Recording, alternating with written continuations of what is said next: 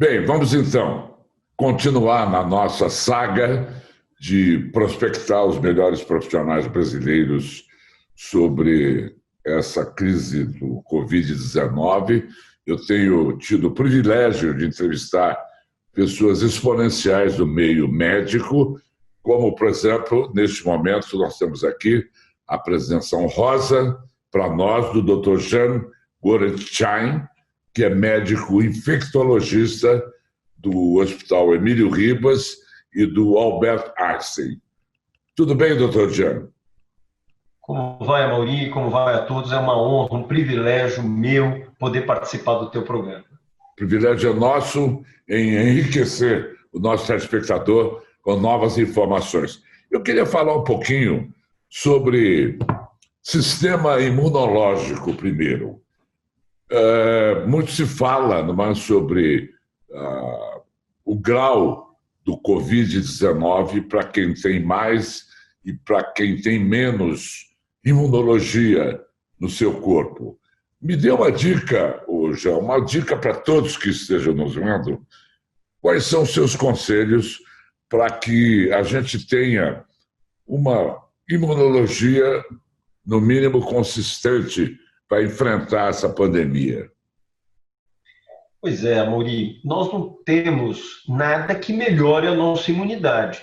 É claro que aquilo que a gente ouvia em casa das nossas avós, uma noite tranquila, uma alimentação saudável e atividades físicas de forma regular, é lógico que ajudam, mas não serão elas que protegerão contra os vírus respiratórios, inclusive contra o próprio coronavírus. Portanto, as Quer dizer, medidas que a gente... a nossa preocupação imunológica é como se fosse num dia a dia normal, sem uma crise dessa. Sem dúvida, mas o mais importante é que as pessoas realmente façam aquelas 3 lições de distanciamento social, aquela distância de 2 metros, uma distância segura, uso de máscaras de forma adequada e trocada a cada 2 horas, e a higienização das mãos com álcool gel. Isso sim, aliado àquelas outras medidas, vão nos dar uma segurança para nós evitarmos de ter coronavírus. Mas uma coisa importante que você falou, Mauri, que é o fato da imunidade. A gente sempre ouviu que doenças virais, e assim é com a gripe, assim é com a dengue e o próprio coronavírus, à medida que as pessoas têm uma diminuição na sua imunidade, existe um risco do vírus fazer muito mais do que chamamos viremia, muito mais vírus passeando por todo o organismo. E com isso, a chance de fazer doenças graves. Mas a gente percebeu, por outro lado, que a inflamação, a resposta também muito intensa, pode levar a uma alteração nos vários sistemas, seja no pulmão, seja no rim, seja no cérebro, em decorrência ao fato desse indivíduo responder mais.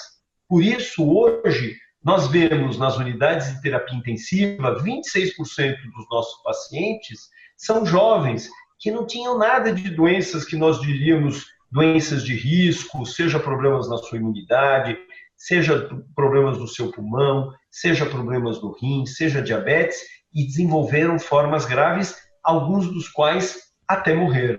Então, nós vimos que a imunidade, ela vai ter o seu papel, mas ter muito mais imunidade, uma resposta mais intensa, também pode ser prejudicial para aquele paciente.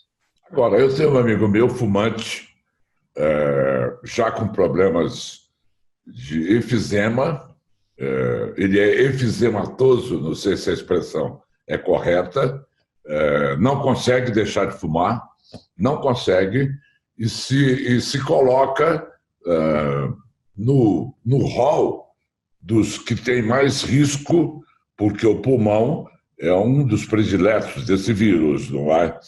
Não existe nada que ele possa fazer para poder se proteger mais, para proteger mais o seu pulmão, na medida que ele seja um efizematoso, um fumante contumaz, sem forças de poder abandonar o vício, que seria o ideal nesse momento. Pois é, Mauri, essa pergunta é muito boa. E se ele parasse hoje de fumar, ajudaria muito? a destruição tabágica, ou seja, do tabaco ao longo dos anos, ela é irreversível. Então, é natural que eu tenha algumas dificuldades na oxigenação desse pulmão. Agora, imagine um pulmão desse ser comprometido por um vírus, que também tem predileção pelo pulmão e promove ainda mais a diminuição das trocas de gases, comprometendo a oxigenação. Quer dizer, a tendência é ter um quadro muito mais grave, podendo até ser fatal. Então, a única forma que nós temos hoje, já que nós não temos a vacina, é fazer as prevenções. É o distanciamento, é a máscara, é o álcool gel e, à medida do possível, ficar em casa. E a gente tem que lembrar agora, Mauri, que é a fase da flexibilização. E as pessoas tendem naturalmente a sair mais. À medida que elas circulam mais, quem circula junto também é o próprio vírus. Então, a atenção tem que ser redobrada. Agora, já, há uma discussão aí se a questão não é se fomos expostos ao vírus, e sim o quanto fomos expostos ao vírus. Quantidades pequenas, está falando o diletante aqui, de partículas do coronavírus, faz com que a pessoa adoeça ou ele acaba ficando assintomático? Sobre os assintomáticos é uma outra pergunta que eu quero fazer. Pois é uma pergunta muito difícil, é um vírus novo. E a gente não entende, por exemplo, como um marido e mulher que dormem absolutamente juntos, um tem e o outro não obrigatoriamente tem. Então, será que é uma questão imunitária, imunológica daquele paciente? Possivelmente, que ele receba uma quantidade de vírus talvez pequena e dessa maneira consiga, o seu organismo consegue destruir o vírus ainda na garganta sem que ele seja absorvido para o sangue e vá passear por todo o organismo. Então, essa é uma das boas justificativas. Mas essa é uma justificativa que nós achamos ser a possibilidade. A outra questão está relacionada àquilo que você falou, na quantidade de exposição de vírus, de proximidade. Quanto maior a quantidade de vírus, maior a chance desses vírus não serem, portanto, clareados, destruídos na garganta e caem claramente para o sangue, vão passear e fazer os seus estragos. Então, a carga viral também tem um outro aspecto. Então, são dois fatores que vão identificar aquelas pessoas que vão fazer doença ou não, se elas têm uma carga de vírus alta e como que está a sua condição de imunidade. E o que você me falaria dos assintomáticos? A Organização Mundial de Saúde dá uma notícia que é mal interpretada, dizendo que os assintomáticos estão livres do coronavírus. Depois vem e se corrige, dizendo que não é nada disso. Os assintomáticos estão e continuam no grupo de risco. Me fale um pouquinho, Jean, sobre isso, me elucide um pouco mais. Essa foi uma colocação de uma das diretoras executivas, ela não reflete o que a Organização Mundial de Saúde acha, isso ficou muito claro, mas nós da comunidade médica e científica sabemos que isso não é uma verdade. O grande problema é que eu posso ter o portador assintomático, que é um indivíduo que muitas vezes, antes de ter os sintomas, ele vai colonizar e se multiplicar na garganta e no nariz. E o que vai acontecer? À medida que ele vai falando com as pessoas, ele vai expelindo gotículas. A gente sabe que o indivíduo que tem sintoma, que tosse, que espirra, ele consegue lançar a longas distâncias. O indivíduo que não tem sintomas, ele vai lançar distâncias mais curtas. Por isso a importância do uso da máscara. Mas, infelizmente, essa máscara para esse paciente não é usada, lógico, dentro de casa. E, com isso, ele tem a chance de disseminar para as pessoas do seu meio.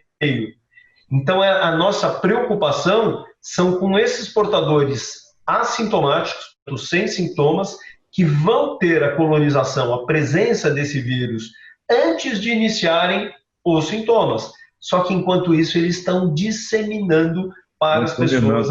Outras pessoas. Contaminando outras pessoas. Agora, não existe, doutor Jean, nenhum teste definitivo para dizer, não, essa pessoa é assintomática, ela já teve ou poderá voltar a tê-lo, porque também há a discussão de que quem já teve está imune. Pois é, nós temos dois testes que são realizados. Um é o PCR, que se chama reação de cadeia de polimerase. É aquele teste do cotonete que vai tirar um pouquinho de secreção de um lado, um pouquinho do outro e da garganta. São 3 cotonetezinhos.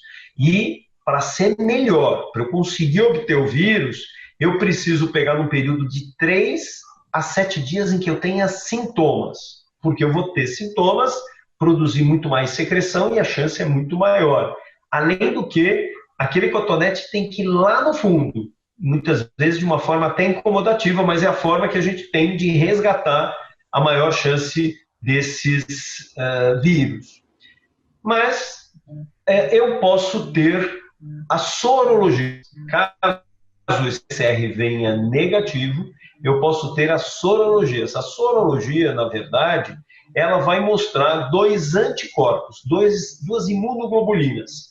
Uma que é a primeira que se apresenta, que é a IgM, e uma outra que é a IgG. A IgM é como a polícia militar, é a primeira que chega.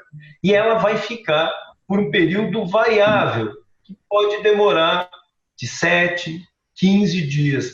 O IgG ele vai perdurar, ele vem um pouquinho mais tardiamente, geralmente a partir do 10º dia, e se mantém por períodos ao longo da vida. A gente imagina, outras doenças é assim, ele deixa uma cicatriz imunológica. Para o coronavírus, ele é um vírus novo. A gente não sabe se todos produzem essa imunoglobulina G a ponto de, se o indivíduo se reexpuser, ele consegue destruir o vírus. Bem como a gente não sabe se os vírus conseguem, ou melhor, os anticorpos serem mantidos em títulos altos, garantindo proteção para toda a vida. É isso que a gente vai saber com a evolução da doença. Portanto, a produção de anticorpos, se vão acontecer, e se esses anticorpos vão ser mantidos, elevados, garantindo proteção para toda a vida. A gente faz uma analogia muito grande com outros vírus respiratórios, como o vírus da influenza, o H1N1, que ele aumenta a sua produção de anticorpos e, naturalmente, com 10, 11, 12 meses, ele tende a se enfraquecer, a diminuir. Por isso que a gente precisa tomar vacina todos os anos.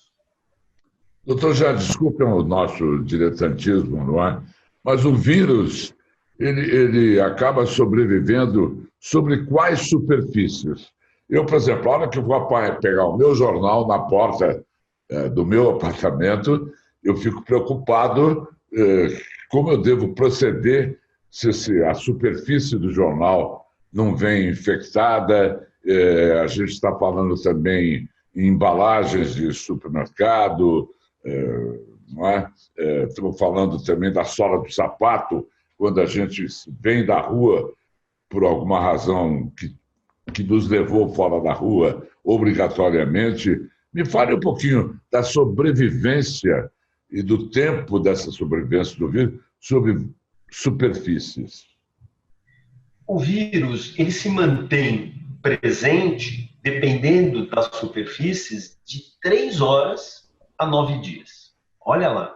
Quer dizer, isso que faz com que as mãos tendam a ser uma forma também de nós nos contaminarmos. À medida que eu digito a senha do cartão numa máquina registradora de um supermercado, à medida que eu me apoio num balcão, por exemplo, de uma farmácia, então, com isso, o distanciamento, inclusive de objetos, é fundamental, mas tem vezes que isso não é possível. Por exemplo, no transporte público, me apoiar naquelas barras de segurança. Então, aí, o álcool gel é muito importante. E a gente tem que estar sempre muito atento, Amaury, para higienizar as mãos antes de colocar o dedo, a mão, no olho, no nariz e na boca, porque é exatamente essa hora em que a contaminação acaba acontecendo. A contaminação é principalmente pelos olhos, pela boca, pelos ouvidos e pela... É por aí? O que vai acontecer? Vamos fazer uma suposição que alguém tossiu espirrou, coçou o nariz e pôs o dedinho naquela maquininha registradora. Qual vai ser o problema se eu não higienizei aquela maquininha e eu fui lá e fui digitar? Eu esqueci também de passar o álcool gel. E eu estou conversando, o vírus está na minha mão. Quando eu faço, inadvertidamente, eu cocei o nariz, ou o olho, ou a boca, eu passo a levar aquele vírus que estava na mão para essas porções. Aí a chance de contaminação. Então, é muito importante que a gente sempre fique muito atento, porque são exatamente essas pequenas situações que são favorecedoras de risco. Para ter uma ideia, hoje, uma das propostas do Estado de São Paulo, do governo do Estado de São Paulo, é que as lojas, além de terem o período reduzido, reduzam a aglomeração de pessoas, ofertem o álcool gel, mas mais do que isso, todas aquelas maquininhas devem ser embaladas com aqueles plásticos de PVC, fazendo isso. É PVC? Acho que não, é filme, né? Aqueles plásticos de filme, para que possa ser higienizado de uma forma mais tranquila, evitando que as pessoas sejam contaminadas. Bem, então o protocolo, pelo que eu estou sentindo, na sua opinião, ele está correto, que é a desinfecção das mãos com álcool gel, a máscara, sempre que possível, não é? Quando a máscara, ela só quando você tem interlocutores, não é, doutor Jean? É aquela história. Você está, por exemplo... Eu usar a minha máscara, desculpe, na medida que eu vou pegar meu carro, vou até o meu médico, eu tenho que botar a máscara dentro do carro e até... Isso é muito importante. Olha lá, o que a gente vai ter? Você está no teu escritório, você não tem ninguém junto a você. Você fica sem a máscara. Eu estou conversando com você, eu estou no meu consultório, eu não tenho ninguém aqui agora. Então eu estou tranquilo. Se eventualmente entrar a minha secretária, eu imediatamente coloco, sim, a máscara, mesmo que ela também esteja, aliás, ela também deve estar com a utilização da máscara e nunca tendo essa aproximação.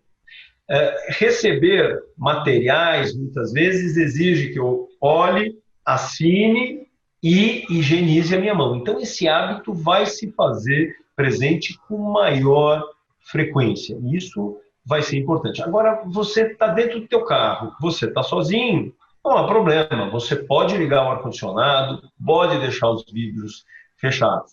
Vou dar carona para alguém? Carona não é a melhor ideia, mas eu vou dar uma carona para o meu avô para levá-lo até em casa. Então, mantenha os vidros baixos, os dois utilizem-se máscaras. Assim vai acontecer como obrigatoriedade em carros de aplicativo. Tanto o passageiro quanto o próprio motorista obrigatoriamente usam máscara. Os carros são adequadamente higienizados, a utilização de telas acrílicas separando os dois também vão estar presentes, mas mesmo assim a utilização das máscaras se faz obrigatória e não se utilizar o ar-condicionado nesses veículos compartilhados. Minha última pergunta, Jean.